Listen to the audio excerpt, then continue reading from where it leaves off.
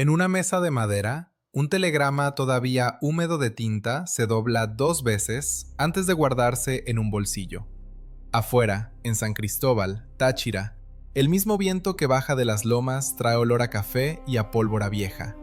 La ciudad vive pegada a una frontera que no es una línea, es un puente, una quebrada, una carretera de tierra y un rumor que se atraviesa a caballo.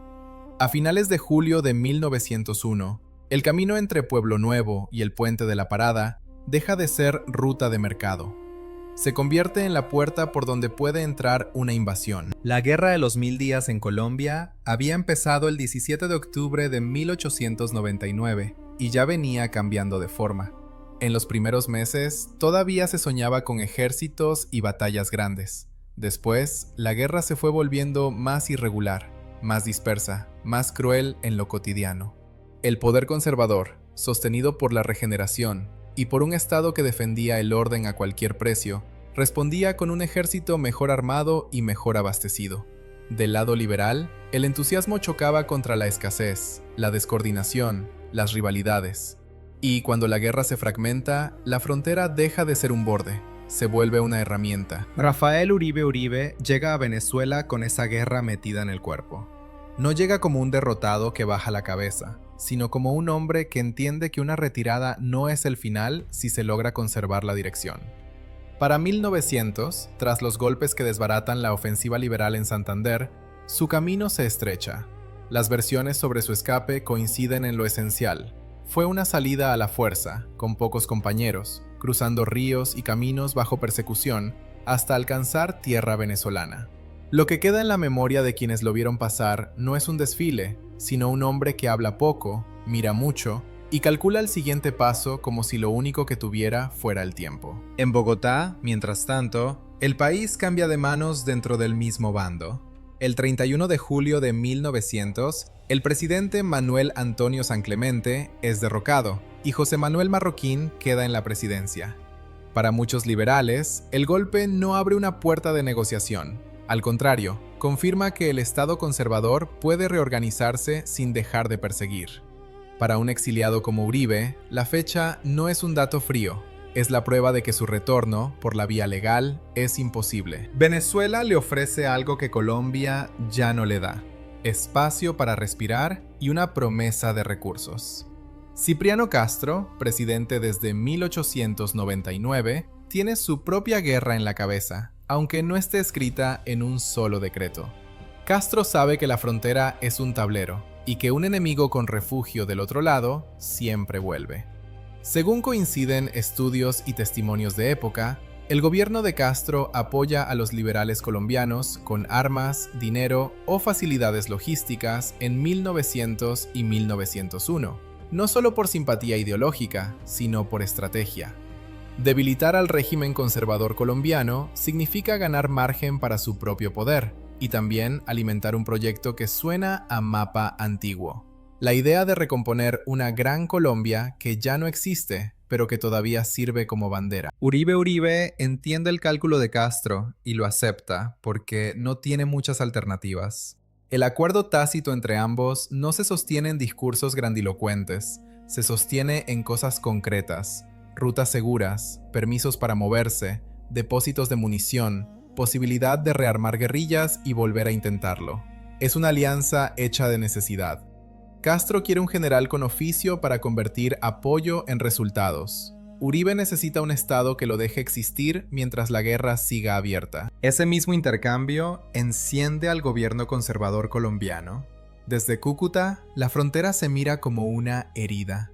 Por allí entran noticias de armas que pasan, de reclutas que desaparecen, de jefes liberales que se reorganizan al otro lado.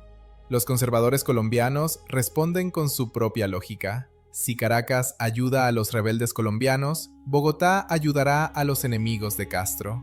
La frontera produce su espejo. Los liberales perseguidos en Colombia se refugian en Venezuela. Los anticastristas venezolanos encuentran abrigo y respaldo en Colombia. No se le llama guerra internacional, porque suena demasiado grande y demasiado caro. Se le llama expedición, movimiento, cuestión de frontera, pero el efecto es el mismo. hombres armados cruzando con permiso tácito. En ese tablero aparece Carlos Rangel Garbiras, general venezolano anticastrista. Su nombre se pronuncia con rabia en San Cristóbal y con expectativa en ciertos círculos de Cúcuta. Rangel no es un bandolero improvisado, es un caudillo con conexiones, capaz de organizar una expedición con ruta, retaguardia y la apuesta de que una ciudad fronteriza, por muy vigilada que esté, siempre tiene grietas. Para el gobierno conservador colombiano, apoyarlo tiene sentido. Una caída de Castro cortaría el oxígeno externo de los liberales colombianos.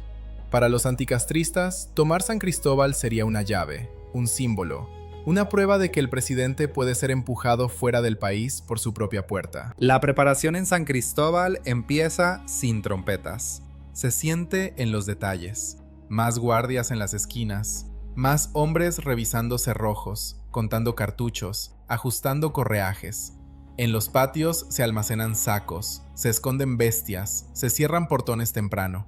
En las tiendas, el ruido seco de cajones cerrándose suena como una decisión. Nadie proclama pánico, pero el miedo se reconoce en la forma de mirar el camino. La ciudad no es grande, y por eso los rumores corren más rápido que los caballos. Los mandos de la defensa se organizan con nombres y apellidos.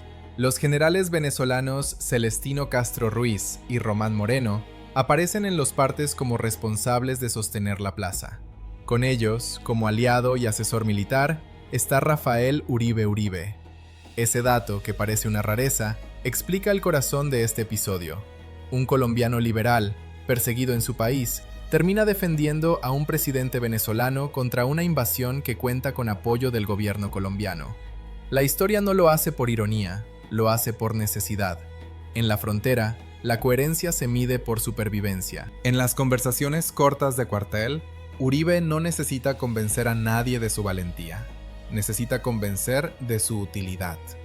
Él viene de una guerra donde el error se paga con días de hambre y donde la desobediencia se paga con desbandada.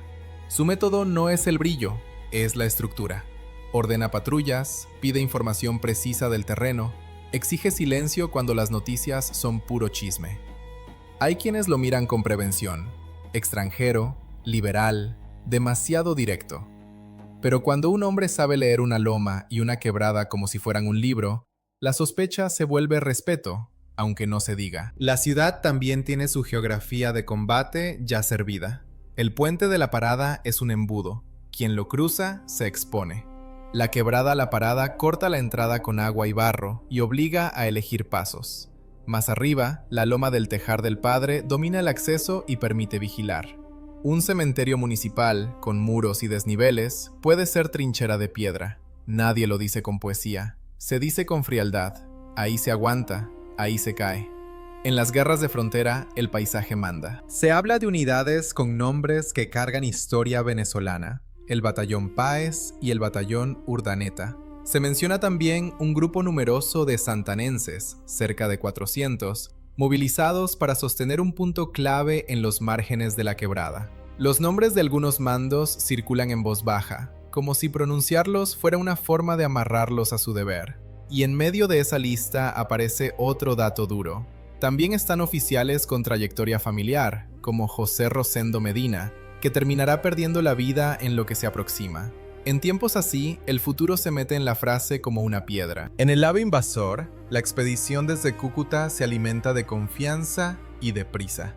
Confianza porque cree que San Cristóbal, por estar cerca de la frontera, se puede tomar antes de que lleguen refuerzos. Prisa porque sabe que una operación así se pudre si se alarga. La logística se rompe, la lealtad se compra más caro, las deserciones crecen. Rangel Garbiras necesita entrar rápido, mostrar autoridad, encender adhesiones dentro de Venezuela. Los conservadores colombianos, por su parte, apuestan a un golpe que no se vea como invasión oficial, pero que logre un resultado oficial: quitar a Castro y cerrar el paso del apoyo a los liberales colombianos. La relación entre Uribe y Castro no es de confianza ciega. Castro es un presidente caudillo que mide la lealtad por resultados, y Uribe es un general que ha visto a demasiados jefes cambiar de bando cuando la balanza se mueve. En relatos posteriores se repite una escena posible, narrada con variaciones. Una mesa con mapas, una lámpara de aceite, voces bajas. Castro exige firmeza, Uribe exige recursos. No hace falta una gran conversación para entender el acuerdo. Basta con un gesto, un permiso de movimiento, un cargamento que se libera, una orden que se acata. También está el ruido político que llega desde lejos. En Colombia, la guerra continúa aunque los grandes choques hayan desgastado a los liberales. En Venezuela, Castro enfrenta oposiciones regionales y conspiraciones que lo obligan a vigilar el país como si fuera un campamento. La batalla que se aproxima en San Cristóbal no ocurre en un vacío. Es parte de una cadena de provocaciones y respuestas, de apoyos cruzados, de caudillos que buscan tumbar a otros caudillos usando la frontera como brazo. Los días previos al choque se llenan de informes contradictorios, como siempre pasa cuando el miedo viaja más rápido que la verdad. Que la columna invasora trae artillería, que no, que apenas trae fusiles, que vienen miles, que vienen cientos, que están a una jornada, que se desviaron. Pero hay un hecho que se fija con fecha y dirección. En julio de 1901, Rangel Garbiras inicia desde Cúcuta la marcha hacia San Cristóbal para atacar al gobierno de Cipriano Castro. Esa certeza ordena la ciudad y endurece a los hombres. En la tarde anterior al combate, el puente de la parada parece más estrecho. El agua de la quebrada baja con un sonido constante que se mete en la cabeza. Los centinelas cambian turno sin hablar demasiado. Se escuchan, de vez en cuando, golpes de metal, un cerrojo probándose, un correaje ajustándose, una bayoneta que se acomoda sin ceremonia. No hay música de guerra, hay respiración contenida. Uribe camina entre hombres que no son suyos, y aún así lo observan como si lo fuera. En su mente, la frontera deja de ser mapa y se vuelve escena inevitable. Si cae San Cristóbal, cae el refugio. Si cae el refugio, su causa pierde aire. Si su causa pierde aire, su nombre se convierte en recuerdo. Él no puede permitirse esa caída. Celestino Castro y Román Moreno tampoco, porque si el enemigo entra, el golpe es político antes que militar. Un presidente deslegitimado, una capital regional tomada, una señal para todo el país. La madrugada del 28 de julio de 1901 llega con humedad, con frío y con un silencio impuesto. Cerca de la entrada de la ciudad, hacia el camino de Polo Nuevo y el puente de la Parada, los defensores se acomodan detrás de muros, en desniveles del terreno, al borde de la quebrada. Algunos se persignan rápido, otros miran fijo, sin ritual. En ese instante, la pregunta no es quién tiene la razón, es quién aguanta cuando el primer avance se convierte en choque. Y en esa misma pregunta, sin decirlo, ya está el precio. 3 silbidos atraviesan el aire y se clavan en la tierra húmeda como clavos. Un cuarto sonido, seco, rompe el ritmo. El primer disparo que se responde desde la orilla venezolana. En ese instante, la quebrada La Parada deja de ser agua y se vuelve frontera en llamas. Es 28 de julio de 1901 y la expedición de Carlos Rangel Garbiras llega con la prisa de quien sabe que el tiempo, en una plaza defendida, siempre termina del lado de los que esperan. Los hombres de la columna invasora avanzan desde las rutas que conectan con Cúcuta por pasos que un arriero aprende sin mapa. Se mueven en grupos pegados al terreno, buscando sombra detrás de cercas y taludes. No traen el aire de un ejército regular en formación perfecta. Traen el nervio de una fuerza que depende del golpe inicial para no deshacerse. Del lado de San Cristóbal, la defensa ya está distribuida. El embudo del puente, los márgenes de Pueblo Nuevo, los muros del cementerio municipal y los puntos altos desde donde se domina el acceso. La primera decisión se toma sin ceremonia. ¿Se abre fuego de una vez para frenar el avance o se espera a que el enemigo se amontone en el paso y pague el precio? Uribe insiste en lo mismo que repite a sus cercanos desde la guerra de los 1000 días. La pólvora se cuida como se cuida el agua.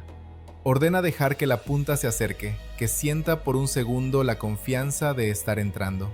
Entonces, cuando el grupo se comprime junto al puente y la quebrada, se suelta un fuego sostenido, medido, que corta la ilusión de golpe. En las casas cercanas, el combate se oye con claridad brutal. Una ventana se cierra de golpe. Un perro se mete bajo una banca. Alguien ala a un niño hacia el fondo de un corredor. No hay tiempo para dramatizarlo, es reflejo. En un patio, un comerciante entierra una cajita con papeles y monedas bajo el piso de ladrillo. La ciudad empieza a encogerse, a vivir hacia adentro. mientras la pelea se abre hacia afuera. Rangel Garviras no detiene el empuje por los primeros caídos. Si se frena, pierde la única ventaja real, la iniciativa. Sus oficiales presionan para abrirse por un costado y no quedar clavados frente al agua. Se oyen órdenes cortas, mezcladas con insultos, un «siga» que se parte en el aire. El ataque intenta rodear hacia Pueblo Nuevo, buscando entrar por donde la defensa parezca más blanda, y al mismo tiempo manda tiradores a hostigar las posiciones altas. Ahí aparece la segunda decisión, más cara. Dividir fuerzas puede salvar la ciudad o partirla. Celestino Castro Ruiz quiere más hombres concentrados en el puente, porque sabe que si ese punto cede, la plaza se desmorona. Román Moreno, con el oído entrenado para las pequeñas crisis, detecta que el rodeo no es un amague.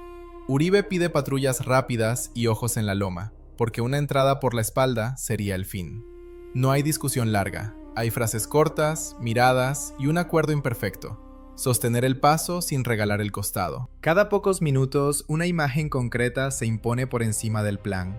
Un cabo mete la mano en una bolsa de lona y saca cartuchos sueltos, fríos, como monedas que solo sirven una vez. Un herido se sienta contra una pared y, sin darse cuenta, empieza a contar con los dedos. Nadie sabe si cuenta balas, pasos o recuerdos. En el cementerio, una cruz de hierro vibra cuando una bala la golpea, y la piedra devuelve un sonido que no parece humano.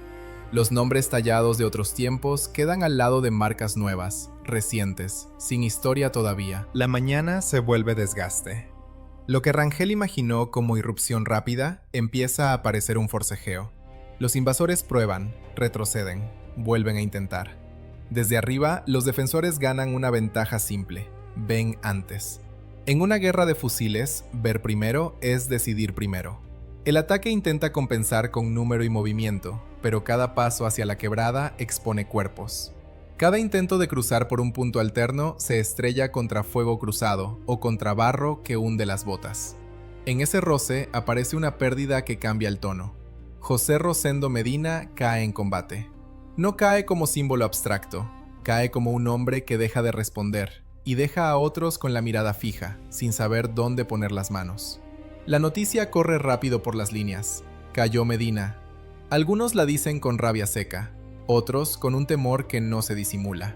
La muerte de un oficial no solo resta mando, rompe un hilo de confianza y obliga a improvisar en medio del ruido. Y entonces llega el problema que no se arregla con coraje: la comunicación.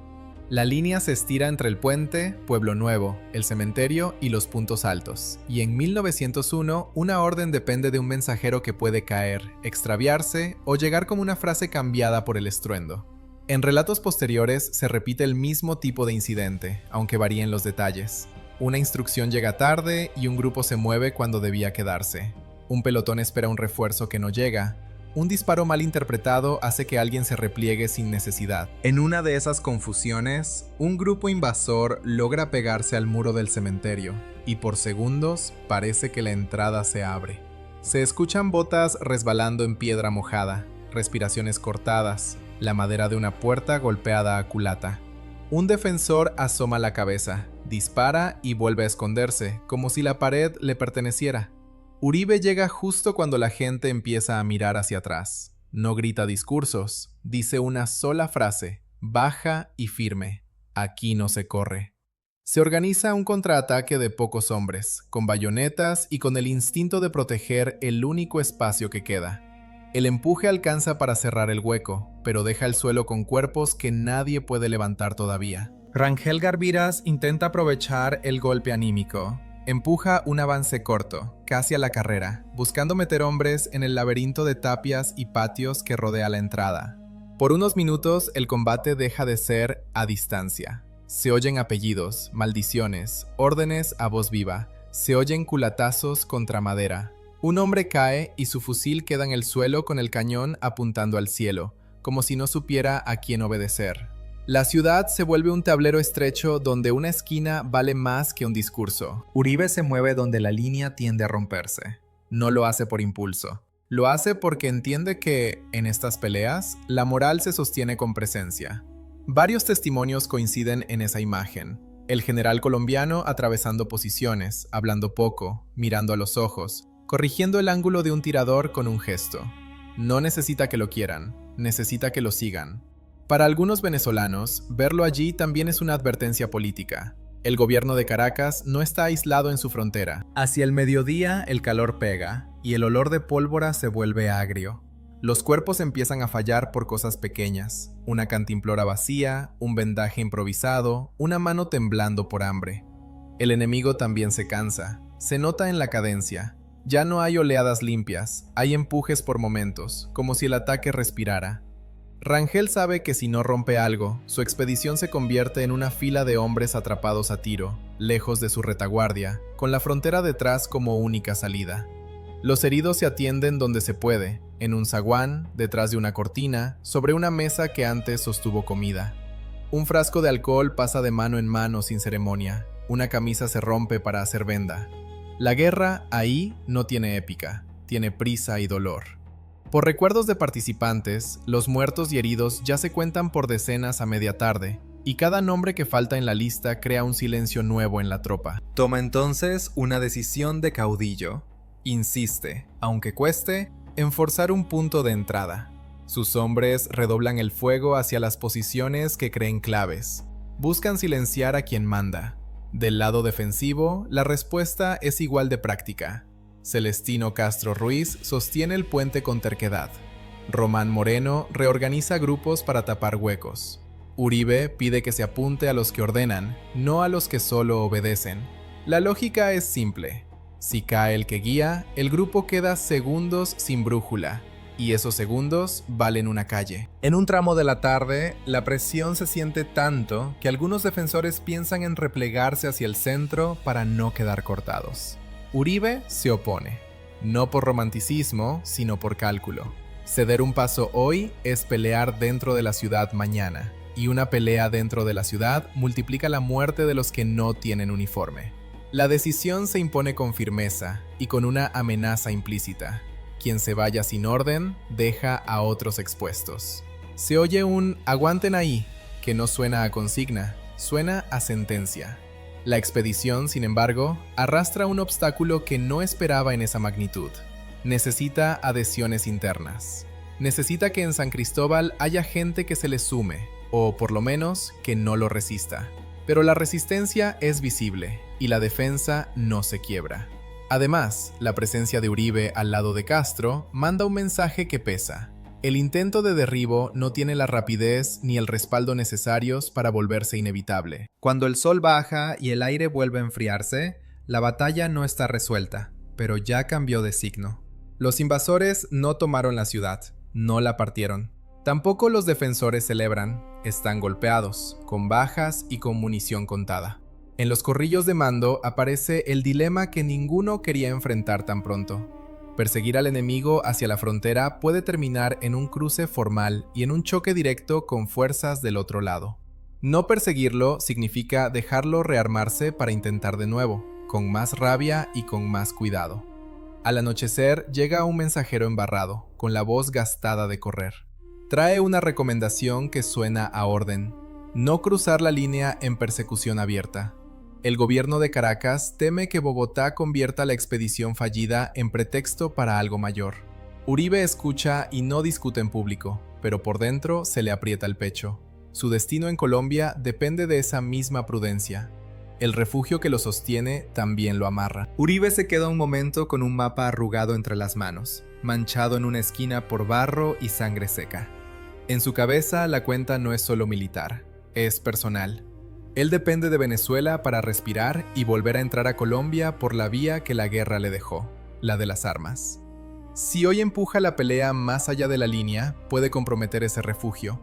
Si hoy se limita a resistir, permite que el enemigo conserve iniciativa y que el gobierno de Castro parezca vulnerable. La paradoja lo aprieta como un hierro. Esa noche San Cristóbal no duerme. Se oyen pasos en las calles, puertas que se abren y se cierran, un caballo que relincha y luego calla. En un patio hierven agua para limpiar heridas y el vapor sube sin dramatismo, como parte del trabajo. Afuera, hacia el camino que devuelve a la frontera, los invasores se reagrupan, heridos y furiosos, midiendo su siguiente movimiento. Dentro de la ciudad, los jefes también miden el suyo.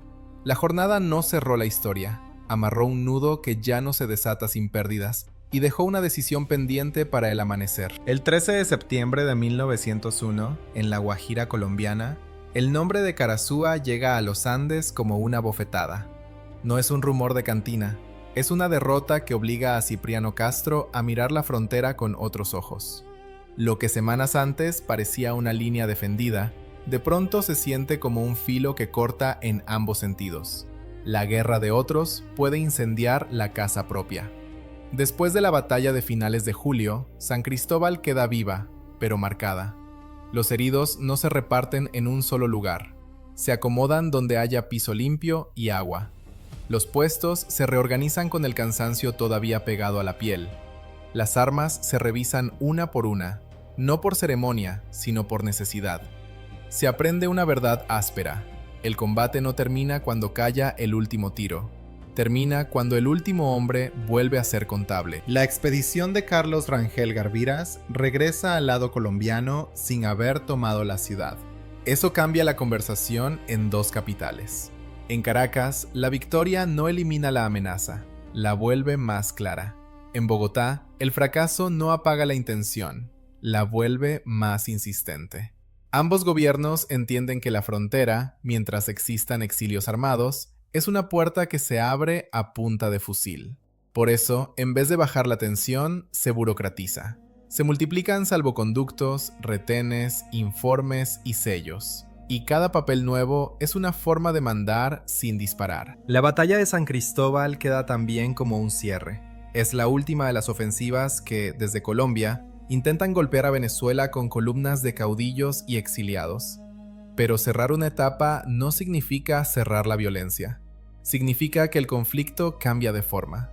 A partir de ahí, la presión no se mide solo en columnas marchando, sino en decisiones pequeñas que asfixian o permiten. Una caja de munición que no pasa, un barco que no zarpa, un comerciante interrogado, un correo interceptado. En ese aire más frío, Rafael Uribe Uribe queda atrapado en una condición que pocos envidian. Es el general liberal más visible en territorio venezolano, y eso lo vuelve útil y peligroso al mismo tiempo. Castro lo necesita como símbolo de apoyo y como herramienta de negociación, pero también necesita demostrar que controla su país y que no lo gobiernan los refugiados. Uribe lo entiende pronto. La hospitalidad de Estado no es afecto, es cálculo. No hay gritos, hay límites. Esos límites se sienten en lo concreto. Un día se autoriza el paso de hombres, pero no el de municiones. Otro día se permite comprar víveres, pero se prohíbe reclutar en voz alta. Se siente en las preguntas, en los sellos, en los silencios. Según recuerdos que coinciden en varios relatos, Uribe alcanza a percibir el riesgo mayor. Si Caracas necesita calmar a Bogotá, su nombre puede convertirse en prenda de buena conducta. Esa idea lo empuja a decidir antes de que otros decidan por él. Karazúa, el 13 de septiembre de 1901, termina de empujar esa decisión. El desastre venezolano en La Guajira le muestra a Castro el costo de apoyar operaciones más allá de su frontera. La prioridad se vuelve interna: consolidar poder, evitar que la revolución libertadora y otras conspiraciones encuentren aire y cerrar grietas en los Andes. Para Uribe, eso significa una frase que no se pronuncia, pero se siente. Hay menos espacio para moverse, menos paciencia para arriesgar, menos voluntad para cargar una guerra ajena. A Castro le sirve el orden, y el orden se fabrica con prohibiciones. Se vigilan depósitos, se cierran rutas secundarias, se cambia de comandantes para cortar lealtades viejas. Los mismos hombres que días atrás celebraban resistencia, ahora reciben instrucciones de mirar hacia adentro. Para Uribe, ese giro tiene olor de oficina: papel timbrado, tinta fresca, horarios y una palabra que aparece demasiado: responsabilidad. Cada restricción es una forma de decirle que su causa ya no es prioridad venezolana. Esa presión no se discute, se obedece. En Cúcuta y en los pasos del río Táchira, el pulso se nota en detalles casi domésticos. Un guardia revisa alforjas como si buscara pólvora en el fondo de una bolsa de maíz. Un funcionario mira el calendario y no el rostro. Un telegrama llega con instrucciones ambiguas para que nadie quede culpable. La frontera, que en el papel es una línea, se vuelve una serie de mesas, de puertas y de miradas. Uribe reacciona como comandante, no como orador. Bajo una lámpara de aceite, despliega un mapa del oriente colombiano. Marca rutas y las borra. No es indecisión, es cálculo ante un entorno que se estrecha. Y también es memoria. Meses atrás había intentado abrir una salida política. Su propuesta fue ridiculizada y rechazada por el gobierno, y por sectores de su propio bando. Ese rechazo lo dejó sin puente. Por eso su regreso no puede depender de permisos eternos. Tiene que depender del terreno. La salida deja de ser ideológica y se vuelve geográfica. Volver a Colombia, sí, pero por donde no lo esperan. No por Santander, donde la represión ya aprendió las rutas. No por la costa, donde el Magdalena decide quién come y quién se rinde. La apuesta es entrar por los llanos, bordeando los Andes, con una intención propagandística que varios cronistas repiten: imitar la sorpresa de 1819, cruzar por lo difícil y aparecer donde el enemigo mira tarde. El 24 de diciembre de 1901, Uribe parte de Táchira. No sale con un ejército de gala. Sale con una columna de seguidores armados lo mejor que se puede, cargando pólvora, machetes, sal, algo de panela y la certeza de que el monte no perdona. La marcha se vuelve selva. El barro jala las botas. Los ríos obligan a amarrarse con cuerdas. De noche, el agua cae sin pausa y la ropa se pega al cuerpo como si no fuera a secarse nunca. En algunos tramos se avanza a oscuras, guiados por una brasa escondida para no delatarse en la negrura. En ese camino aparecen las decisiones que no caben en los libros de estrategia: seguir por un sendero corto y arriesgar una emboscada, o abrirse paso por el monte y perder horas valiosas. Cargar a un enfermo y disminuir el ritmo, o dejarlo atrás y cargar con la culpa. A veces se oye un disparo aislado, y nadie sabe si es señal, cacería o miedo. Uribe no promete gloria, promete continuidad. Y esa promesa en un monte húmedo pesa más que cualquier consigna. El 24 de enero de 1902, la columna llega a las cercanías de Tame, ya en los llanos. Allí cambia el mundo. El aire es pesado y el horizonte parece no terminar. Los rebeldes locales lo reciben con mezcla de alivio y recelo, como se recibe a un jefe que puede traer armas y también órdenes. Uribe sabe que su carisma sirve, pero no basta. Construye disciplina con actos: guardias nocturnas, reparto de munición, reglas estrictas para no saquear a quien podría alimentar mañana. Medina se convierte en base de operaciones y en escuela de paciencia. En los llanos, la guerra cambia de reglas. No hay muros que detengan el avance, hay distancia y cansancio. Se aprende a leer el pasto tumbado como se lee una carta. Por ahí pasó gente, por ahí hay caballos, por ahí hay vigilancia. Los exploradores vuelven con noticias mínimas: un fogón apagado, una huella reciente, un rancho vacío. Uribe escucha y decide rápido, porque en llano el que duda se queda sin agua y sin sombra. La tensión con los mandos locales es real. Ellos conocen el llano y desconfían del hombre que viene de otra región con plan en el bolsillo. Uribe necesita que lo sigan sin romper el tejido social que lo sostiene. Lo logra a veces con firmeza y a veces con paciencia, y paga ese equilibrio con desgaste. En las hamacas, cuando el sueño no llega, se oyen nombres de pueblos como si fueran promesas: Tame, Medina, Gachalá, Huasca. Cada nombre es una estación y una trampa, porque cada avance deja atrás una retaguardia expuesta. El gobierno se entera. En Gachalá, las tropas conservadoras reciben orden de atacarlo. El 12 de marzo de 1902, Uribe logra derrotarlas y dispersarlas. La victoria le devuelve oxígeno a la rebelión. Los recuentos del periodo hablan de unos 6.000 hombres con él frente a unos 4.000 del lado conservador en esa zona. Pero la cifra trae su veneno. En un ejército grande, la disciplina se agrieta fácil, y la obediencia se compra con comida y con esperanza, dos cosas que siempre faltan. Tras Gachalá, la victoria no se celebra con música, sino con logística. Se reorganizan compañías, se reparten víveres, se remiendan monturas, se atienden heridos con lo que haya. Se habla del siguiente paso con el mismo apetito con que se habla de comida. Allí aparece el enemigo interno de cualquier ejército improvisado: la indisciplina. Un grupo quiere avanzar sin esperar órdenes, otro se queda atrás cuidando lo poco que consiguió, otro se dispersa buscando descanso. Uribe intenta coser esas grietas con mando y ejemplo, y aún así siente que cada orden le cuesta tiempo, y que el tiempo, en campaña, siempre termina siendo pólvora del enemigo. Uribe intenta convertir el impulso en amenaza directa. Con cerca de 2000 hombres se acerca a Huasca. El 21 de marzo de 1902, el choque sale mal. Los relatos coinciden en lo esencial: desorden, unidades que no llegan, órdenes que se pierden en la geografía. Uribe casi cae prisionero. Escapa hacia una elevación conocida como el Amoladero, y allí intenta sostener una línea defensiva. Al día siguiente llegan los conservadores y atacan. El primer asalto se rechaza, pero el tejido de la defensa está mal cosido. En el Amoladero, la defensa se rompe por huecos, no por falta de valor. Hay posiciones asignadas que quedan vacías, hay órdenes que llegan tarde, hay munición que se gasta sin ver blanco. Cuando el segundo empuje cae encima, la línea cede y la retirada se vuelve instinto. Uribe alcanza a recomponer un pequeño núcleo, lo suficiente para no desaparecer, pero no lo suficiente para fingir que todo está bajo control. Ese es el punto donde ya no hay vuelta atrás. San Cristóbal había sido una defensa en tierra ajena, sostenida por muros y por una red de mando segura. El Amoladero es una huida en tierra propia, sostenida por piernas y por suerte. Uribe entiende que la guerra, desde aquí, no se decide con un golpe heroico, sino con la suma de pérdidas y la terquedad de sostener el nombre mientras el país se desgasta.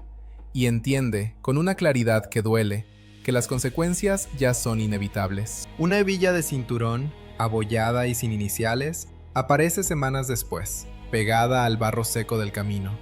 Al lado, un botón suelto y un casquillo oxidándose. Objetos mínimos, casi ofensivos frente a la escala de la guerra. Pero en San Cristóbal, a veces, la historia se queda así, convertida en metal viejo, en restos que nadie reclama. La defensa del 28 y 29 de julio de 1901 en San Cristóbal fue una victoria decisiva para las fuerzas de Cipriano Castro frente a la expedición anticastrista dirigida por Carlos Rangel Garviras, con apoyo del gobierno conservador colombiano. No trajo calma inmediata, pero sí cambió el clima. La frontera aprendió a desconfiar de todo, del jinete que llega de noche, del arriero que carga demasiado, del vecino que hace preguntas de más. Y Rafael Uribe, que había peleado en tierra venezolana para sostener un refugio, descubrió que un refugio también puede estrecharse. Protege, sí, pero impone. La derrota venezolana en Carazúa, el 13 de septiembre de 1901, enfrió el impulso exterior de Castro y lo obligó a priorizar su propia supervivencia política. En lo concreto, eso se tradujo en cierres, permisos, controles y una vigilancia que se pegaba a la piel. Para Uribe, el mensaje no llegó en un discurso, sino en detalles. Una ruta secundaria que de pronto se vuelve prohibida, una compra de munición que se demora, un comandante local que antes facilitaba y ahora pregunta por escrito. La alianza que le dio oxígeno a su causa también le marcó límites. Por eso, cuando Uribe decide volver a Colombia y levantar campaña por rutas difíciles, ya no está buscando una escena épica. Está buscando no quedar detenido en tierra ajena como prenda diplomática. En 1902, después de avances y reveses, la lectura se impone. El país no está al borde de una victoria liberal, está al borde de agotarse. Y el agotamiento no distingue bandos, solo cobra. La Guerra de los 1000 días, iniciada el 17 de octubre de 1899, llega a 1902 como una herida abierta en todo el territorio. Ese desgaste se ve primero en lo que falta. Faltan botas, faltan mulas, falta sal. Los pueblos guardan el maíz como si fuera pólvora. Los soldados aprenden a dormir con el estómago vacío y los civiles aprenden a cerrar puertas temprano. La guerra empieza a parecerse menos a una causa y más a una enfermedad larga que deja a la gente mirando el suelo, calculando la siguiente ración, midiendo la distancia entre la casa y el monte como si fuera una sentencia. En el Caribe, la situación empuja hacia una salida. Tras el combate de Ciénaga del 14 de octubre de 1902, Uribe, comandante liberal en Magdalena y Bolívar, reconoce que prolongar la lucha podía degenerar aún más. y se mete de lleno en la búsqueda de una paz decorosa y práctica. Esa frase nace de escenas específicas. Un hospital improvisado en una casa de bareque donde ya no hay alcohol para limpiar. Una fila de heridos esperando turno sin que nadie se atreva a prometerles nada. Un mensajero que llega con los pies destrozados y el papel mojado. La moral no se cae por falta de discursos, se cae por falta de comida. El 24 de octubre de 1902, en la hacienda Neerlandia, en la zona bananera del Magdalena, entre Ciénaga y Aracataca, se redacta y se firma un tratado que abre la puerta al fin. No es un salón solemne, es una finca de trabajo con olor a fruta madura, con mosquitos y calor pegado a la camisa. Sobre una mesa, el papel se aplana con piedras porque el viento lo quiere doblar. Urbano Castellanos Castillo firma por el gobierno y Carlos Adolfo Urueta por los liberales. Y el acuerdo es aprobado después por Florentino Manjarrés y por el propio Uribe. En Neerlandia, la palabra armisticio se vuelve cosa física. Se vuelven horarios, rutas de entrega, órdenes de desmovilización. Los hombres que han vivido meses oyendo disparos se obligan a escuchar el raspón de la pluma sobre el papel. Los acuerdos prometen indultos y garantías mínimas para volver a la vida civil, aunque nadie ignora que una promesa escrita no llena una olla ni recompone una familia. En el terreno, la paz llega con gestos que no salen en retratos. Un fusil apoyado contra una pared, una bayoneta envuelta en tela, un hombre que deja de dormir con el arma abrazada y no sabe qué hacer con las manos. En un patio se oye el golpe seco de un cerrojo que se prueba por última vez, como si el metal no creyera en la tregua. En otra casa, una mujer cuenta mantas y hace cuentas de comida, porque la guerra se llevó la cosecha y la paz no trae mercado de inmediato. Los que vuelven traen un silencio raro, un silencio que no sabe en qué cama acostarse. Pero Colombia no se apaga toda a la vez. Panamá, todavía parte del país, continúa en combate un tiempo más, bajo el mando liberal de Benjamín Herrera. Y entonces llega una escena que parece improbable si no estuviera documentada. El 21 de noviembre de 1902, el tratado definitivo se firma a bordo del acorazado estadounidense USS Wisconsin, anclado en la bahía de Panamá. En esa cubierta el aire huele a sal y a pintura de hierro. El mar está ahí, recordando que el mundo mira. En la bahía de Panamá, el acuerdo del Wisconsin se firma con nombres y cargos que suenan a estructura estatal. Lucas Caballero Barrera y Eusebio A. Morales, por los liberales en representación de Benjamín Herrera. Víctor Manuel Salazar y Alfredo Vázquez Cobo por el gobierno. La escena tiene un filo, una guerra colombiana cerrándose bajo la sombra de un buque estadounidense, en un territorio que pronto exigiría su propio destino. Ese mismo 21 de noviembre se firma también el Tratado de Chinácota, en norte de Santander. Ramón González Valencia por el gobierno y Ricardo Jaramillo y Ricardo Tirado Macías por los liberales en nombre de Foción Soto. El mismo día, dos geografías distintas, un mismo país tratando de apagar el incendio por partes. La guerra se cierra como se cierra una casa rota, puerta por puerta, ventana por ventana, revisando que no quede una brasa escondida. La noticia del final no corre como debería. Con tramos del telégrafo interrumpidos, las comunicaciones quedan en manos de estafetas y comerciantes trashumantes. Por caminos embarrados viaja un papel doblado, amarrado con pita, y ese papel decide si un pueblo sigue disparando o vuelve a sembrar. El decreto 1718 del 24 de noviembre de 1902 declara indultados a quienes participaron y ordena la cesación de hostilidades. Pero la paz tarda en sentirse en el cuerpo del país, como si el cansancio hubiera quedado incrustado en los huesos. La declaración de que el orden público estaba restablecido y que cesaban por completo las hostilidades no se proclama sino hasta el 1 de junio de 1903. Entre noviembre y esa fecha, todavía hay lugares donde la paz es una noticia que llega tarde, como si el país necesitara tiempo para creerle a su propia firma. Uribe vuelve a la vida pública con el peso de ese cierre. No vuelve limpio ni tranquilo. Vuelve con la guerra en la mirada y con enemigos en ambos extremos. Para algunos conservadores sigue siendo peligroso por lo que representó en armas. Para algunos liberales es incómodo por lo que aceptó en paz. En su trabajo político insiste en reformas y modernización, y una parte de su agenda se enfoca en legislación laboral, alimentada por estudios que realizó en ciudades europeas. Hay una escena repetida en la memoria pública: el debate, la palabra dura, el gesto contenido. Ya no hay trincheras, pero el país todavía discute como si tuviera el fusil al lado. Del lado venezolano, Castro también paga la cuenta. La frontera que San Cristóbal defendió se mantiene tensa, y el episodio queda como advertencia de lo que cuesta jugar con la guerra del vecino. Un triunfo en Táchira, una derrota en La Guajira, y luego la necesidad de cerrar puertas para no arder por dentro. Uribe y Castro no quedan como amigos de leyenda, quedan como socios circunstanciales de un momento. En la frontera, la lealtad dura lo que dura la necesidad, y ambos lo supieron. En Panamá, incluso después de los tratados, continúan hechos violentos. La ejecución de Victoriano Lorenzo en 1903, ordenada por el general Pedro Sicart Briceño, ha sido considerada uno de los detonantes que empujaron la posterior separación del Istmo.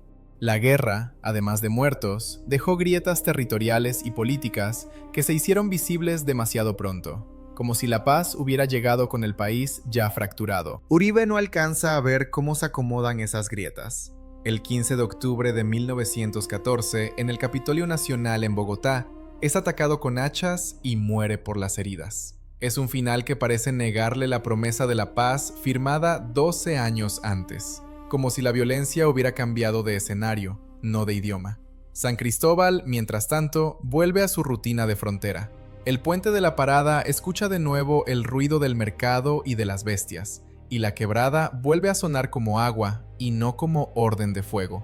Pero el cementerio municipal conserva marcas donde el metal besó la piedra, y esas marcas son un archivo que no depende de bibliotecas. La hebilla abollada, que alguien recoge sin saber por qué, queda como cierre.